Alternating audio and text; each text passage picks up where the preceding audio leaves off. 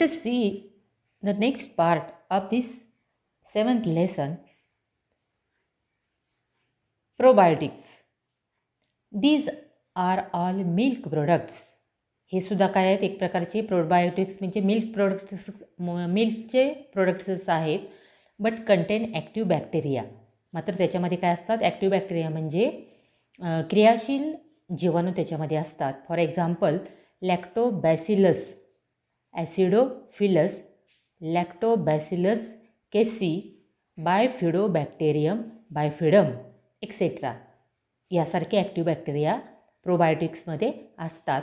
These microbes maintain the balance of intestinal microorganisms, that is increase the population of microbes having the digestion and decrease the population of harmful microbes. Example Clostridium.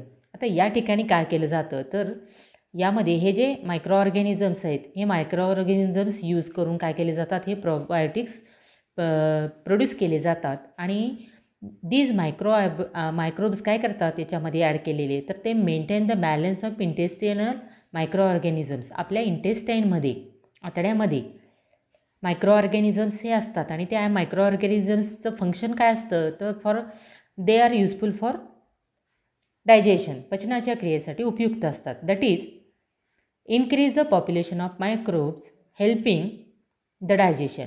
म्हणजेच हे प्रोबायोटिक्समध्ये add केलेले जे micro organisms आहेत ते काय करतात, increase the population of microbes. अशा मायक्रोबची population म्हणजे संख्या वाढवतं की जे आपल्याला डायजेशनसाठी हेल्प करतात.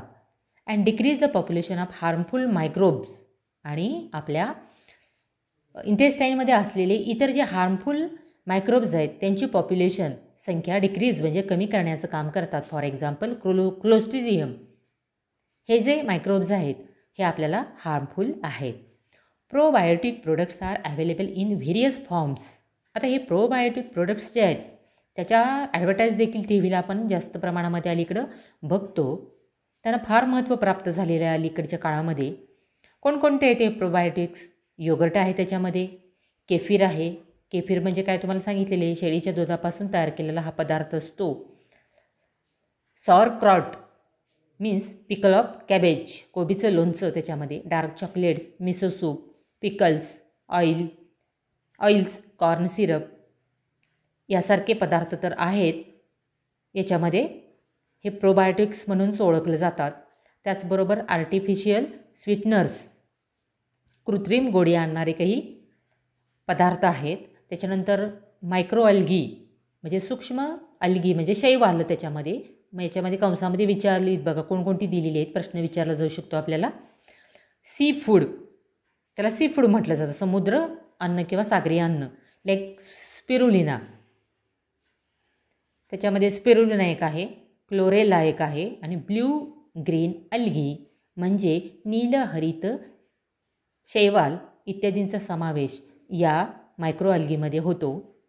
व्हाय the probiotics have developed much importance in recent days. अलीकडच्या काळामध्ये प्रोबायोटिक्सना खूप इम्पॉर्टन्स आलेलं आहे, महत्त्व प्राप्त झालेलं आहे. These products form the colonies of useful microbes in the alimentary canal. हे प्रोडक्ट्स काय करतात, हे प्रोडक्ट्स आपण जर खाल्ले तर ते आपल्या ॲलिमेंटरी कॅनल म्हणजे अन्ननलिकेमध्ये किंवा त्याच्या आतड्यामध्ये काय करतात तर कॉलनीज ऑफ युजफुल मायक्रोब्स, उपयुक्त सूक्ष्मजीवांच्या वसाहती निर्माण करतात. And control the other microbes and their metabolic activities. आणि इतर जे मायक्रोब्स आहेत त्यांना ते कंट्रोल करतात, नियंत्रण करतात त्यांच्यावरती. आणि त्यांच्या मेटाबॉलिक ॲक्टिव्हिटीज म्हणजे त्याच्या चयापचयामध्ये होणाऱ्या ज्या ॲक्टिव्हिटीज आहेत, क्रिया आहेत, त्या देखील कंट्रोल करण्याचं काम करतात. त्याचबरोबर इम्प्रूव्ह रेझिस्टन्स आणि आपली रेझिस्टिव्हिटी जी आहे ती सुधारली जाते.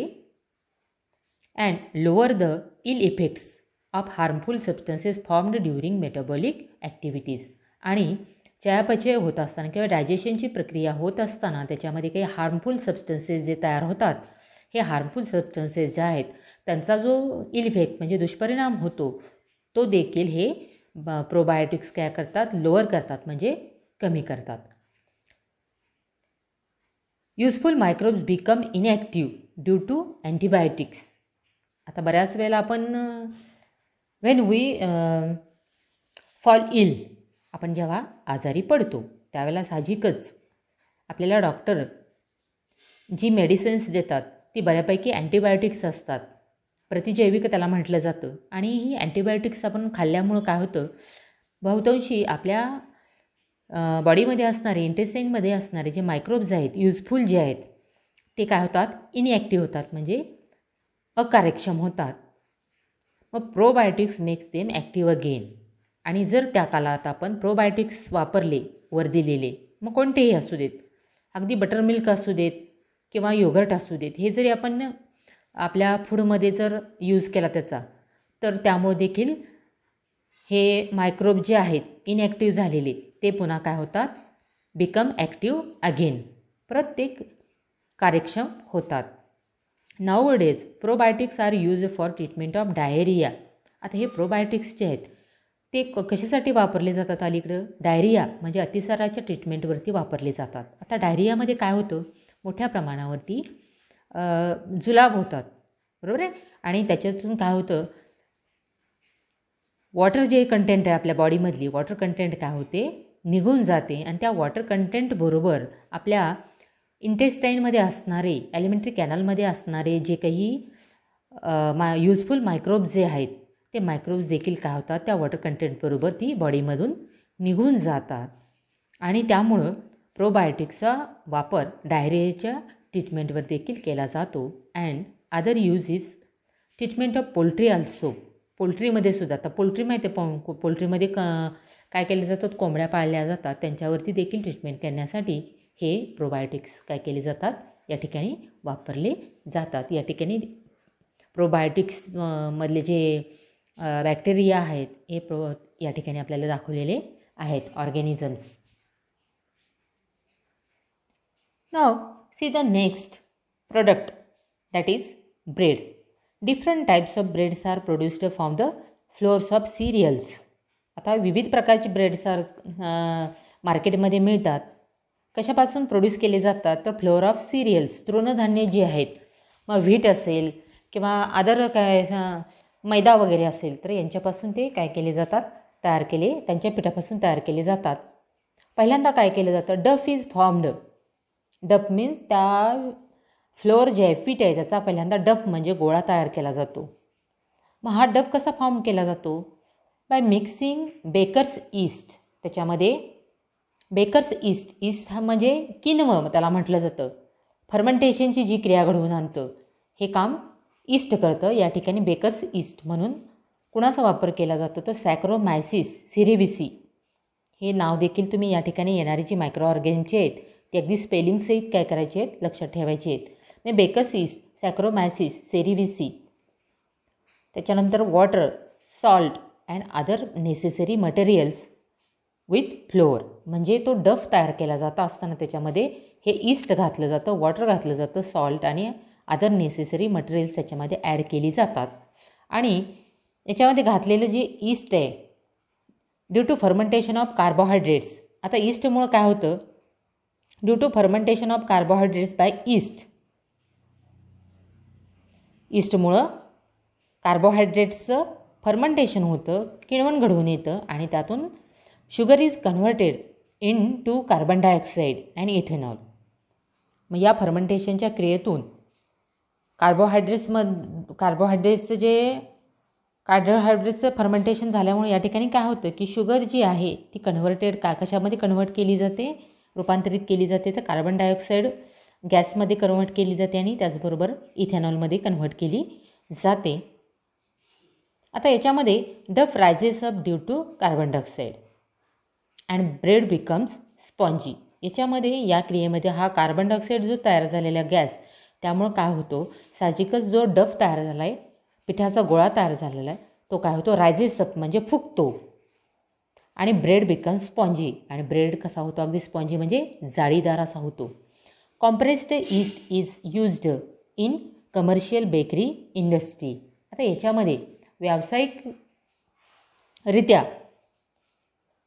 बेकरी इंडस्ट्रीमध्ये किंवा बेकरी उद्योगामध्ये जे ईस्ट वापरलं जातं त्याला कॉम्प्रेस्ड ईस्ट असं म्हटलं जातं.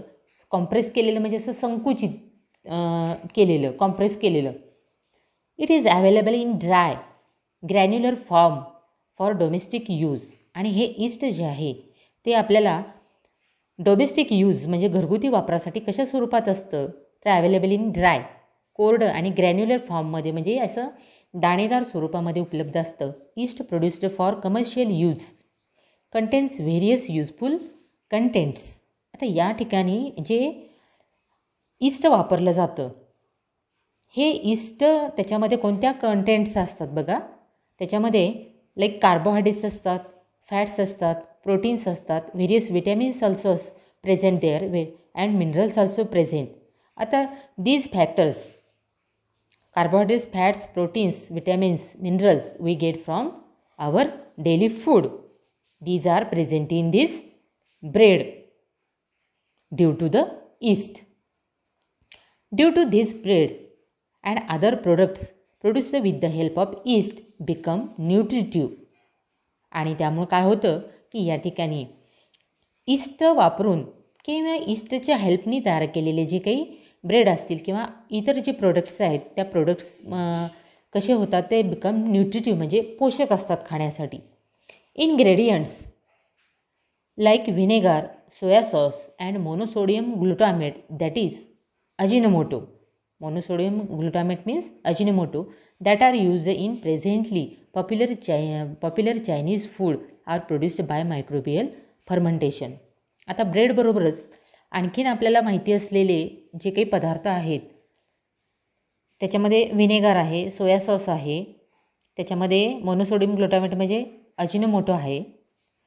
हे अगदी पॉप्युलरली झालेले आहेत म्हणजे लोकप्रिय असे आहेत आणि सर्वांना माहिती आहे. घरामध्ये देखील काही आपण फूड मटेरियल बनवत असताना याचा वापर आपण होममध्ये सुद्धा आपल्या करतो. आणि हे जे प्रोडक्ट्स आहेत कशामध्ये वापरले जातात तर popular Chinese food. Chinese food तुम्हाला माहिती आहे, चायनीज जे पदार्थ आहेत त्याच्यामध्ये हे वापरले जातात. Which are produced by the microbial fermentation. हे व्हिनेगर, सोया सॉस आणि अजिनोमोटो हे सुद्धा कशापासून तयार केले जातात तर मायक्रोबियल फर्मेंटेशनपासून तयार केले जाणारे आहेत. आत्ताच आपण बघितलं की व्हिनेगर बरोबर आहे मायक्रो ऑर्गॅनिझम वापरूनच तयार केलं म्हणजे ईस्ट वापरून तयार केलं जातं व्हिनेगर प्रोडक्शन, व्हिनेगरची निर्मिती यामध्ये. आता याच्यामध्ये vinegar is used in each country of the world to impart sour taste to the food materials and for preservation of pickles, sauce, ketchup, chutneys ETC. आता व्हिनेगर यूज कुठं केला जातो व्हिनेगरचा तर ईच कंट्रीमध्ये प्रत्येक देशामध्ये अगदी वर्ल्डमधल्या प्रत्येक कंट्रीमध्ये केला जातो. आणि कशासाठी केला जातो impart sour taste to food materials. Food materials जे आहेत त्याला सोअर टेस्ट देण्यासाठी म्हणजे आंबटपणा देण्यासाठी. त्याचबरोबर फॉर प्रिझर्वेशन काही पदार्थ जास्त काळ टिकवण्यासाठी देखील वापरला व्हिनेगरचा यूज केला जातो. त्याच्यामध्ये पिकल्स लोणची जी आहेत त्याच्यामध्ये देखील व्हिनेगर प्रिझर्वेशनसाठी वापरला जातो. त्याच्यानंतर सॉस आहे, केचप, चटणी आहे, ETC हे जे यांचं प्रिझर्वेशन करण्यासाठी देखील व्हिनेगर यूजफुल आहे. आता केमिकली जर आपण थिंकिंग केलं रासायनिकदृष्ट्या बघितलं तर vinegar is 4% acetic acid. This sentence is more important for the according to the examination. This question is also asked in a exam. Chemically vinegar is how much percent acetic acid? 4% acetic acid. Acetic acid molecular formula is given in bracket CH3COOH. Ethanol, an alcohol, is obtained by fermentation of carbon compounds like fruit juices, maple syrup, sugar molasses, starch of the roots with the help of yeast Saccharomyces cerevisiae. आता याच्यामध्ये ethanol हे जे आहे it is alcohol. Ethanol is type of a alcohol is obtained by fermentation of carbon compounds. Ethanol हे alcohol कशापासून तयार केलं जातं तर fermentation of carbon compounds. Carbon compounds जे आहेत त्या कार्बन कंपाऊंड्सचं फर्मेंटेशन किण्वन घडवून आणून त्याच्यापासून ते इथेनॉल निर्माण केलं जातं. मी कार्बन कंपाऊंड्स कोणती आहेत तर फ्रूट ज्युसेस आहेत. याच्यामध्ये फळांचे रस असतील, त्याच्यानंतर मॅपल सिरप, शुगर मोलॅसिस म्हणजे ऊसाची मळी, स्टार्च ऑफ द रूट्स मुळातील स्टार्च असेल, यांचं फर्मेंटेशन केलं जातं आणि इथेनॉल प्रोड्यूस केला जातो. मग याच्यासाठी कोणते मायक्रो ऑर्गॅनिझम्स वापरले जातात तर त्याच्यामध्ये ईस्ट जे वापरलं जातं फर्मेंटेशनसाठी ते सॅक्रोमायसिस सिरिवेसी. वरती जे आपण बघितलेलं आहे की ब्रेड तयार करताना जे ईस्ट वापरलं जातं तेच ईस्ट या ठिकाणी इथेनॉल प्रोडक्शनमध्ये देखील वापरलं जातं. नाव mixture of bacterial strains like acetobacter, gluconobacter is mixed with ethanol for its microbial degradation. आता यामध्ये बॅक्टेरियल स्ट्रेन्स काही वापरल्या जातात म्हणजे बॅक्टेरिया वापरल्या जातात. त्याच्यामध्ये हे नावं तुम्हाला मी जी सांगितली हे बॅक्टेरिया काय केले जातात वापरले जातात. इज मिक्स्ड विथ इथेनॉल कशामध्ये मिक्स केले जातात इथेनॉलमध्ये मिक्स केले जातात फॉर मायक्रोबियल डिग्रेडेशन त्याचं सूक्ष्मजैविक अपघटन घडवून आणलं जातं. Acetic acid and other by products are obtained through it. आणि इथेनॉलचं मायक्रोबियल डिग्रेडेशन घडवून आणल्यानंतर त्याच्यापासून काय प्रोड्यूस होतं तर ॲसिटिक ॲसिड यामध्ये निर्माण होतं प्रोड्यूस होतं आणि त्याच्याबरोबर काही बाय प्रोडक्ट्स म्हणजे त्याच्यानंतर काही इतर उत्पादने देखील उपउत्पादने देखील याच्यातून मिळतात. Acetic acid is separated from mixture by rarefaction. याच्यामध्ये तयार झालेलं जे ॲसिटिक ॲसिड आहे हे कशापासून सेपरेट केलं जातं फ्रॉम मिक्सचर. त्या इथेनॉलच्या पासून काय केलं जातं सेपरेट केलं जातं. त्याच्यासाठी कोणती प्रोसेस वापरली जाते तर रेअरफॅक्शन. रेअरफॅक्शन म्हणजे विरलन क्रियेतून काय केलं जातं मिश्रणातून ते ॲसिटिक ॲसिड वेगळं केलं जातं. Acetic acid is bleached with the help of potassium ferrocyanide. आणि त्याच्यानंतर त्याचं ब्लिचिंग केलं जातं. ब्लिचिंग म्हणजे विरंजन केलं जातं. विरंजन करण्यासाठी काय वापरलं जातं तर पोटॅशियम फेरोसायनाइड याचा यूज करून त्याचं ब्लिचिंग केलं जातं. देन इट इज पाश्चराइज्ड आणि नंतर ते पाश्चराइज केलं जातं. आणि finally very small quantity of SO2 gas is mixed to produce vinegar. आणि त्याच्यामध्ये मग अगदी स्मॉल क्वांटिटीमध्ये कमी प्रमाणामध्ये SO2 सल्फर डायऑक्साईड हा वायू त्याच्यामध्ये मिक्स केला जातो आणि त्याच्यापासून काय प्रोड्यूस होतं तर व्हिनेगारची निर्मिती होते. या ठिकाणी सोया सॉस देखील प्रोड्यूस केला जातो. Is produced by fermentation of mixture of flour of wheat or rice and soybean with the help of fungus aspergillus oryzae. याच्यामध्ये सोया सॉस कशापासून प्रोड्यूस केला जातो तर फर्मेंटेशनचीच क्रिया केली जाते इथं सुद्धा. मग फर्मेंटेशन कशावरती केलं जातं किण्वन कशावरती केलं जातं तर mixture of flour of wheat or rice and soyabean. मग याच्यामध्ये व्हीट किंवा राईस गहू किंवा तांदूळ याचं फ्लोअर म्हणजे पीठ आणि सोयाबीन हे काय केलं जातं याच्यामध्ये यांच्या मिक्सचर जे आहे त्याच्यावरती फर्मेंटेशनची प्रोसेस घडवून आणली जाते with the help of fungus aspergillus oryzae. याच्यामध्ये हे जे वापरलं जातं फंगस या नावाचं हे फंगस म्हणजेच काय आहे कवक आहे. या ठिकाणी याचं डायग्राम आपल्याला शेजारी या ठिकाणी दिलेलं आहे. ॲस्परजिलस ओरायझी हे वापरून काय केलं हे फंगस आहे आणि हे फंगस वापरून काय केलं जातं सोया सॉसची प्रोडक्शन या ठिकाणी केलं जातं. अशा पद्धतीनं here we have completed in this part here.